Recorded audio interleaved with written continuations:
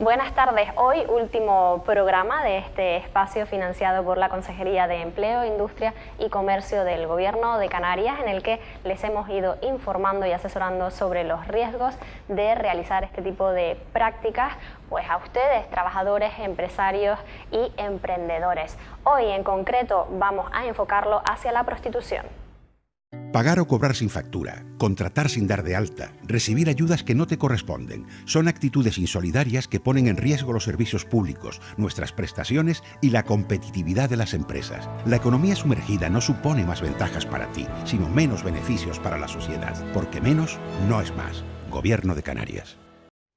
Interesante conversación, estoy segura que es la que vamos a mantener en este inicio del programa de hoy, relacionando prostitución y economía sumergida con nuestra invitada Begoña Vera Guanche, asesora de comunicación y experta en igualdad, perteneciente al programa Daniela. Bienvenida, Begoña. Muchas gracias por invitarme.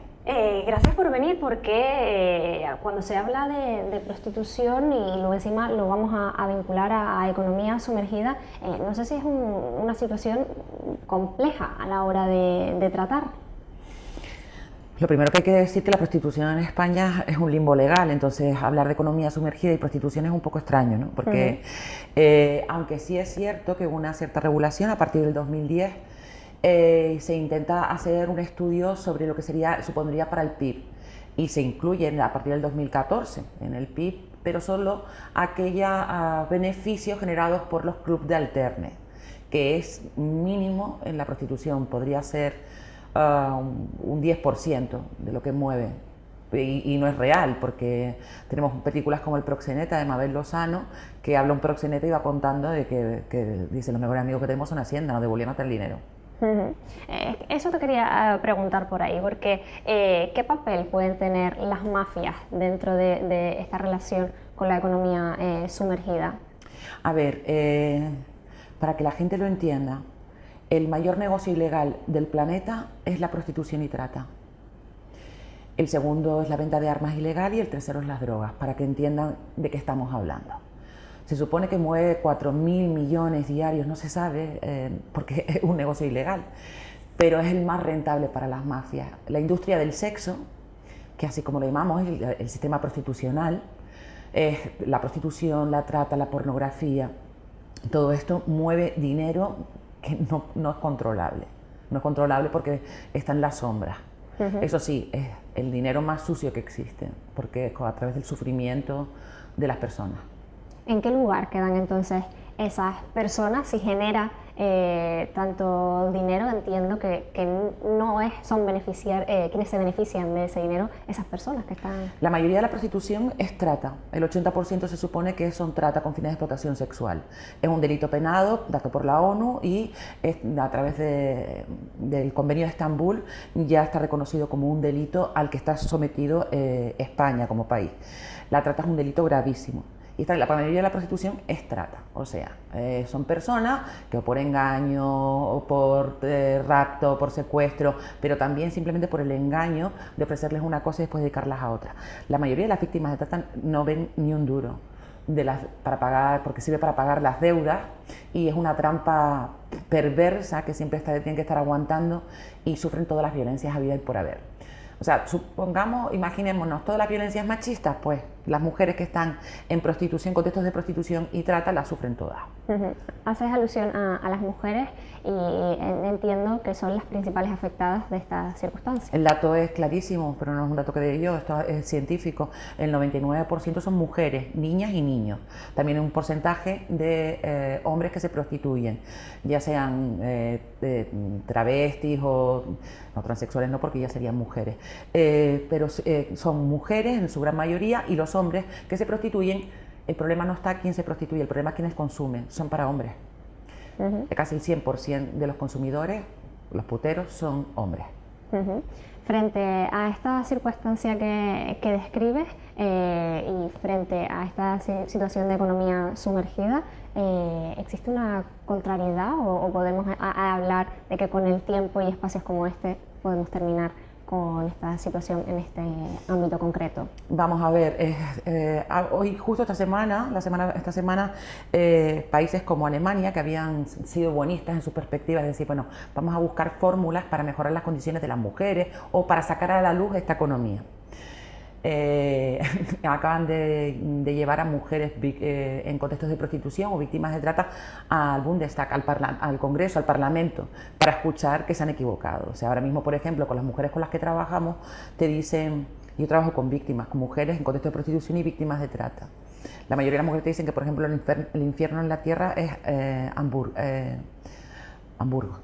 en Alemania. ¿Por qué? Porque se ha convertido ya en las cosas más bestiales. Ahora, por ejemplo, hay prostíbulos que 15 euros, sexo, salchichas y cerveza. O la práctica ahora, una de las prácticas que se pone de moda, que es poner a una embarazada, cuanto más cerca esté del parto, sobre una mesa y se ponen en cola.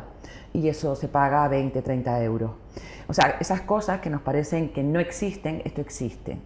Y esto existe ahora mismo una fórmula regulada, por lo tanto Alemania se ha dado cuenta de que tienen que tumbárselo. Es tanto que cosas que, como escucharán la gente que conoce mucho de oídas, como el barrio rojo en Ámsterdam, la alcaldesa de Ámsterdam está diciendo y haciendo declaraciones que no pueden seguir permitiendo el comercio de los cuerpos de las mujeres como si fuesen carnicerías, ¿no? Mostrando las carnes y mostrando el cuerpo. Esto tiene que ver con un capitalismo desbordado que se nos ha ido de las manos. Tiene que ver con el patriarcado exacerbado y tiene que ver con el colonialismo. O sea, la mayoría de las mujeres que están en prostitución y trata no son francesas, alemanas, italianas o españolas. Suelen ser de sitios donde son situaciones de vulnerabilidad. Ahí es donde se va a buscar, donde van las mafias a buscar, o de donde las mujeres se ofrecen porque no tienen otras alternativas. Hablas también del patriarcado, hablamos por tanto también de una cultura. ¿Cómo estamos tratando de combatir esa cultura si queremos acabar con este tipo de economía? Esa es la pregunta exacta, esa es la pregunta que nos tendríamos que hacer como sociedad, ¿no? Las feministas lo hacemos, queremos una sociedad más justa y más igualitaria. Entonces lo que planteamos, y en esto hay algo que tenemos muy claro, el problema lo tienen los hombres y lo sufrimos las mujeres. Hay un problema educacional, que es el patriarcado, que nos educa a los hombres y a las mujeres. Nos dicen a las mujeres que siempre hay una alternativa cuando no tenemos ni qué comer o de dónde salir, siempre hay una opción, que podemos abrirnos de piernas y podemos dedicarnos a la prostitución. Siempre te va a aparecer alguien que te lo ofrezca a una mujer en vulnerabilidad, pero también está al otro lado, cómo educamos a nuestros hombres.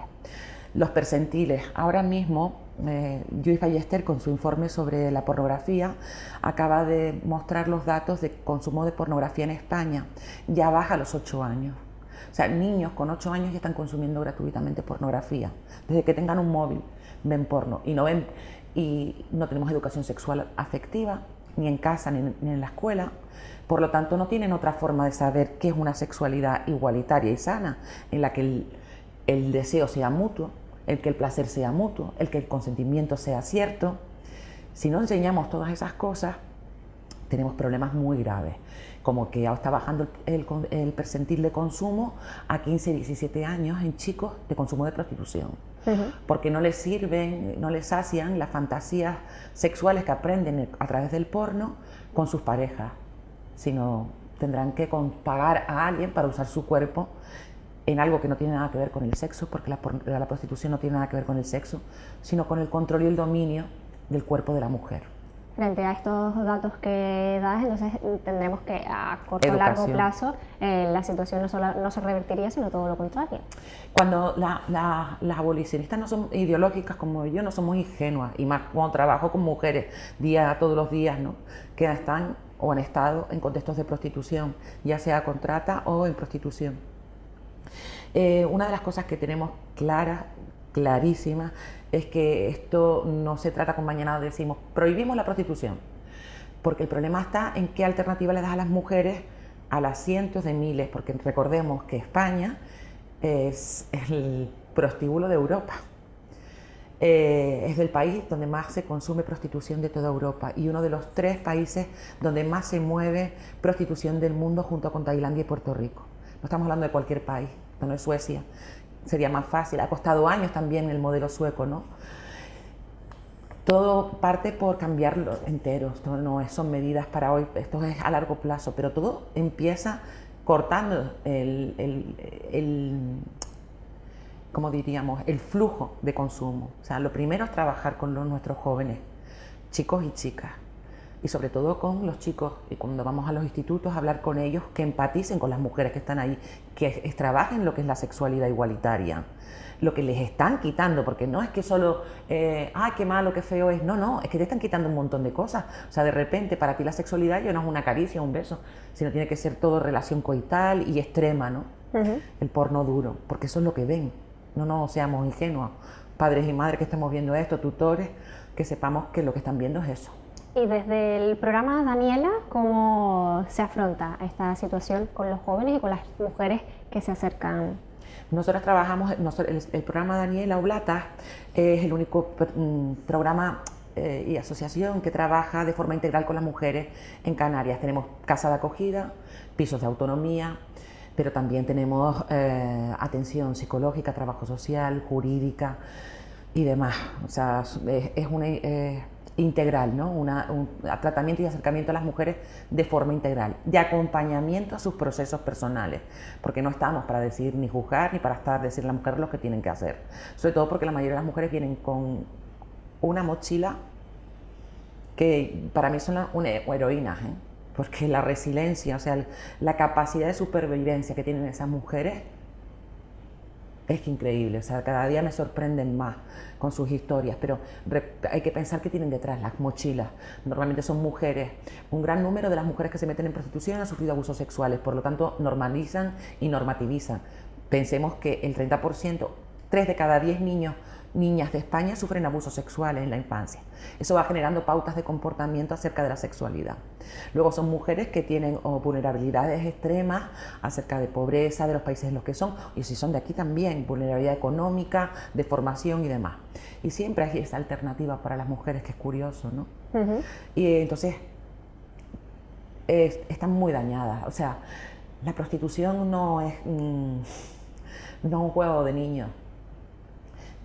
Cada año que está una mujer en el contexto prostitucional afecta física y psíquicamente. La salud mental es, cada tiempo que van pasando, lo van pasando cada vez peor y van teniendo un costo físico y psíquico importantísimo. Entonces muchas veces el proceso tarda años de recuperación, si eso es lo que quieren, y otras veces es simplemente estar y ayudarlas, ¿no? ¿Y cómo se inicia ese trabajo y que puedan salir, si no hay a través de mafias que comentabas, pues de esa economía que... Vale, en España la trata, no hay ley de trata, sino está la ley de extranjería y por lo tanto está el protocolo, los planes de trata, el protocolo de trata, que es muy perverso para que entiendan, porque dice así: para que una mujer, en este caso la mayoría son mujeres, decimos mujeres, sea reconocida como víctima de trata, tiene que denunciar al traficante. O sea que ya te pone en una situación de riesgo. Normalmente es a través de la UCRIF, que es una unidad especializada que pertenece a extranjería, son los que nos la derivan, o nos la deriva la Fiscalía, que son las mujeres que tenemos en la casa de acogida normalmente. Pero también hay mujeres que conocemos en el trabajo de calle, vamos a prostíbulos. Es que la prostitución el sistema prostitucional es muy complejo, pero en Canarias, que también existe turismo sexual y solo hay que ir al sur y ver las zonas que hay, ¿no? Pero la mayoría de la prostitución son en pisos. Ahora mismo se cree que el 80% de la prostitución que existe es en pisos, o sea que es muy difícil de controlar, pero nosotras podemos entrar muchas veces. Nuestras trabajadoras sociales pues consiguen contactar con ellas, o ellas ya conocen el recurso y entre unas y otras se van acercando. A veces solo quieren venir a que las escuches, otras veces a ayudas, sobre todo jurídicas, o saber qué posibilidades tienen, qué ofertas podemos conseguir, qué opciones tienen para salir, o simplemente que estemos ahí. Hacías alusión, si no te entendía mal, sobre el turismo sexual. ¿Qué diferencia podría haber entre las circunstancias de unas y otras, o a lo mejor los que están más vinculados al lujo? No tiene nada que ver. Lo que pasa es que el turismo sexual es una denominación que nos cuesta mucho mirarla, ¿no? Sobre todo porque Canarias, su gran economía, está basada en el turismo. Y nos cuesta manchar, ¿no?, esa imagen de turismo ideal como diríamos, fantasiosa imagen de que tenemos ese padre, madre, hijos que vienen a pasar la semana en un hotel. Ahora mismo hay paquetes de turismo sexual en el sur de Gran Canaria o en el sur de Tenerife que vienen, hay zonas específicas en las que ya van, son locales de swinger que tienen ese aspecto de intercambio de pareja, pero lo que hay dentro es prostitución y la mayoría de la prostitución es trata. Pero después pisos, demás. Hay paquetes que ya encontramos en revistas alemanas e inglesas de ofreciéndose a los jóvenes para venir a Canarias, que después está muy relacionado con lo último que estamos viendo de las mafias que están entrando aquí, porque las mafias que tienen que ver con el sistema prostitucional no son nada ¿cómo decirlo?, suaves. Son muchas veces los consumidores detrás de estas prácticas conscientes de lo que conlleva que sean partícipes. Les da igual, les da igual. La mayoría, y esto te lo dicen las mujeres, es que les da igual, o sea, no preguntan, y si lo ven no lo quieren ver. También es porque durante muchos años la trata se ponía, se estereotipaba a las mujeres como atadas. No hace falta. Simplemente con que tengas que pagar la deuda y que sepas que en tu país, por ejemplo, con las africanas, las nigerianas con el yuyu, que es a través de la religión, o que se queden con tu pasaporte, o que tengas una deuda, normalmente tienes que pagar, y tienes que pagar todos los días, por la plaza, porque las mueven y las tratan como si fuesen ganado. Esos son los empresarios, ¿no? Entonces esa imagen que tiene la gente, como no está encadenada y está ahí y me sonríe, lo hace porque quiere. El porque quiere es una cosa muy curiosa y muy graciosa, porque cuando se habla de los cuerpos de las mujeres siempre aparece el concepto de libertad. Nosotras somos libres para hacer todo lo que a otros suplir lo que entienden ellos por sus deseos. Comentabas cómo los jóvenes pues están haciendo consumo cada vez más jóvenes. Cada vez más jóvenes, pero ¿cuál es el lugar también de las chicas? Es decir, están concienciadas y ellas van adelantándose a que no sean sometidas o se vean en estas circunstancias, o también el propio consumo les puede hacer pensar, bueno, esto puede ser dinero extra en un momento dado. Vamos a ver, la mayoría, ya te dije que la mayoría de la prostitución es trata, por lo tanto tiene que haber ciertas condiciones de vulnerabilidad. Vivimos en una sociedad neoliberal extrema, en el que el consumo, yo hay fines de semana que yo trabajo mucho con jóvenes en los institutos y hay muchas cosas que ellos me cuentan, ¿no? Entonces, entender que el sexo es una mediación y no una relación para conocer a otras personas de acercamiento, de conocimiento hacia el otro, sino que es algo para conseguir una cosa, un medio para conseguir otra cosa, y ahí tenemos un problema. Entonces, cuando chicas jóvenes, sobre todo me he encontrado con muchas en situaciones de vulnerabilidad, por ejemplo, el caso de las lobas, que fue un caso bastante famoso que sigue juzgándose, bueno, se está investigando porque ya no sabemos ni dónde está, que había empresarios famosos incluidos dentro de al lugar que iban, que decían, yo no sabía que eran menores. Eran menores, y menores vulnerables, que estaban con medidas judiciales, algunas. El malentendido necesidad de conseguir cosas rápidas, esta frivolidad acerca de la sexualidad, que esto no significa que no tengan que tener sexo, que sí, pero cuando ellos quieran y con conocimiento, y entendiéndolo de una forma igualitaria, sería fabuloso. Pero el tener ese entendimiento de que el sexo es una mediación para conseguir otras cosas y de una forma rápida, hace que nos encontremos, que lo llamamos los viernes de las compras de Zara, por ejemplo, chicas jovencísimas haciendo prácticas sexuales para irse después de tiendas, o al salir de las discotecas, y así empiezan, ¿sabes? De una forma, porque decía Amelia Tiganus, que es una víctima de trata y prostitución, a la que hay que escuchar, y si no vean vídeos, ella siempre dice que a las putas se las fabrica, y se las fabrica de una forma muy bien hecha. El sistema prostitucional no es cualquiera, es un monstruo gigante en el que nosotras somos un granito de arena dentro de su ojo que molestamos, pero es inmenso. Es el sistema que más dinero ilegal mueve en el mundo. O sea que es muy difícil atajarlo, y es muy fácil caer y muy difícil salir. Pero a través de acciones como la que se realiza a través del programa Daniela, seguimos sumando granitos. Y como en este programa, y hablar de ello. es importantísimo. Pues muchas gracias, Begoña, Gracias a ti por acompañarme y hablar conmigo durante este ratito y también con nuestros telespectadores. Muchas gracias. En casa. Ya lo decíamos al principio, conversación interesante e intensa. Hacemos una pausa y seguimos hablando del tema, pero con la mesa de tertulia. Hasta ahora.